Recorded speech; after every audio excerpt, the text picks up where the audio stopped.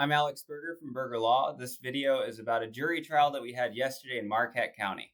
So it was a marijuana intoxicated driving case, and we got a not guilty. So I kind of want to explain the trial with the client's permission, and then also talk about one major takeaway that I'd like to share with you from this trial.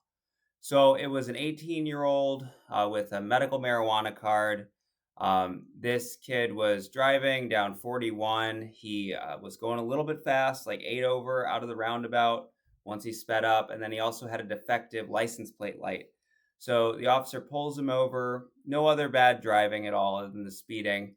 And when the officer comes up to the car, he sees a marijuana dab pen in the kid's lap.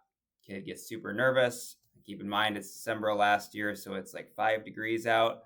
The officer runs him through this 3 standardized field sobriety tests. So the eye test, the walk and turn, and the one-leg stand. And then the officer runs him through the non-standardized field sobriety tests of the lack of convergence, modified Romberg, and finger to nose. So the kid doesn't pass most of the tests, even though he looks sober, he sounds sober. He doesn't have red bloodshot eyes or glassy eyes. He is just shivering the entire time. So we go through the trial. The officer testifies about these tests and how great they are, and how the driver showed that he wasn't able to pay attention, and that there were various clues for how he must have been high. A lot of pseudo-scientific testimony. But at the end, the jury watched the video. The jury observed the driving. The jury listened to the defendant testify, and the jury didn't believe that the prosecution had proved that he was impaired beyond a reasonable doubt. And the reason why, he wasn't.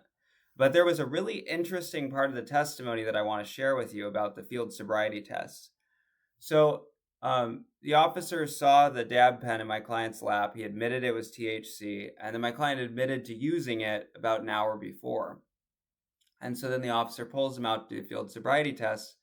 And I asked the officer, I said, if he had refused the field sobriety test, would you have arrested him right there?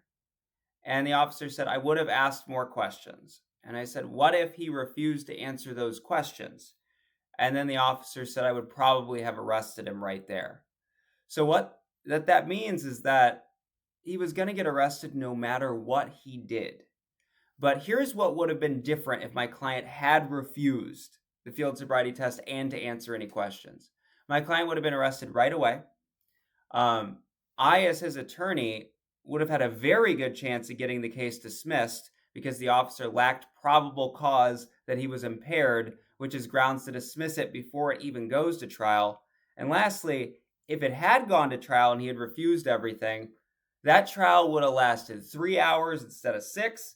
And I think the jury would have deliberated for about 15 minutes instead of 2 hours. So this is just a straight up example of why you should refuse field sobriety tests and why you should not answer any questions about your alcohol or drug use when asked by law enforcement.